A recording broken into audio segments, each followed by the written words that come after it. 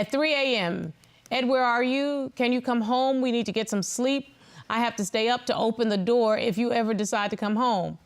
At 4:07, this is crazy. I'm so over it, Ed. At 7:25, Ed, where are you? No response. Not a single word back. Mr. Gonzalez, what's that about? I didn't have my phone with me. I was too busy about making money. He stayed up all night. He didn't bother to check his phone. And somehow, after 11 years of cheating, he still wants her to say yes?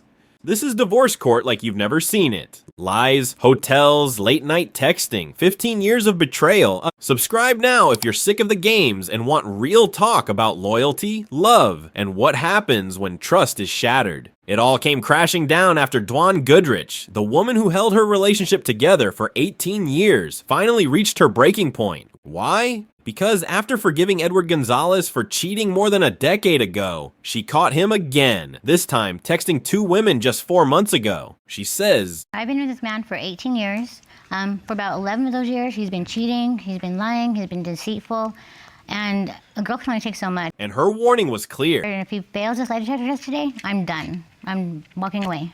Let that sink in. She spent nearly 2 decades believing he might change. But what she discovered in his DMs would leave any woman shattered. When Judge Starr asked Mr. Gonzalez to explain himself, his defense was weak at best. I want to do nothing but show her that I wasn't cheating, that I wasn't lying, and that I want to marry her one day. One day, after 15 years of being engaged, even Judge Starr couldn't hide her disbelief. What y'all waiting on? I mean, 15 years? That don't even make no sense. And when it came to the damning evidence, text to other women, his excuse, I was too busy about making money. busy making money at 3 a.m., while ignoring the woman who waited up all night for him to come home. Let that marinate. Here's what this man really did. He stormed out during an argument and disappeared for 2 full weeks. When he came back, we talked through it and decided to stay together. Miss Goodrich told the court. But where was he during that time? She found the answer doing his laundry, a hotel key. She asked for proof. He claimed it was just 2 days. But his credit card told the real story. $1,700. He was in the hotel for the full 2 weeks. Let that number haunt you. $1,700 on 2 weeks away from home while she raised their child and waited. And his excuse? He had to miss me somewhat and so at least let her know that being there was giving her something. She obviously took me back, so she obviously missed something. No apology, no remorse, just a twisted logic of punishment disguised as absence. And that wasn't the only woman. In 2013, she found intimate photos of him and another woman, Cindy, on a hidden phone. He said they were just friends, but They were intimate.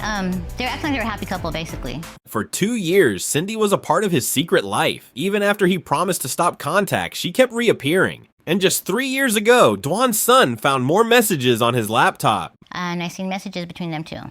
Again. But here's where it gets worse. This isn't just about Cindy. Recently, she caught Edward sending texts to 2 more women. One read, Right. I want to see that face, but I want to kiss them lips too. and when one woman texted him, LOL, you and I both know we're married. his reply? I'm not married. That's not a typo. He said, I'm not married. to a woman he's been engaged to for 15 years. This man doesn't just lie, he erases the relationship completely to flirt with strangers. Even Judge Starr snapped. Anybody that responds, I'm not married, when they've been engaged for 15 years, they have no intention of being married. You'd think after all that, this man would have crumbled under the pressure. But no, he doubled down and demanded a polygraph test to prove his innocence. 3 questions, 3 chances to clear his name. Here's how it went. Have you had any sexual contact with a woman named Cindy that Miss Goodrich is unaware of? His answer? No. And the result? There was no deception to that question. He told the truth. Cindy, shockingly, is not the problem. But the second question raised eyebrows. Have you had sexual contact with any of the women Ms. Goodrich caught you sending inappropriate texts with 4 months ago? His answer again, Answered no. and again. There's no deception noted to that question either. This man managed to pass. The one that would make or break everything. Since the beginning of your relationship with Ms. Goodrich, have you had sexual contact with anyone she is not aware of? Answer. Answered no. Result? There was no deception to that question either. 3 questions, 3 clean passes. Even Dwan had to take a step back. I apologize for accusing you of cheating. Yes, you heard that right. She apologized. After 11 years of distrust, screenshots, late night texts, and $1,700 hotel stays, the polygraph said this man wasn't physically cheating. That doesn't mean he was innocent. It means he was smart enough to stay just barely within the lines. But then, the twist no one saw coming. With the whole courtroom still spinning from the test results. I just want to know if I could ask her something. I wanted to clear all this up, and I just want you to be my wife for the rest of my life. That's all I've ever wanted.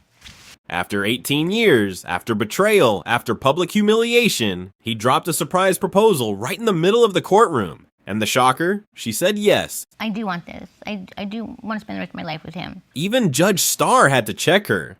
Say it with your chest, not with the back of your voice. Because everyone watching could feel the weight of that decision. Was this healing or just another layer in a toxic cycle? Judge Starr laid it out plain. If you want her to be your wife, you need to treat her like your wife. And be courteous, show up on time.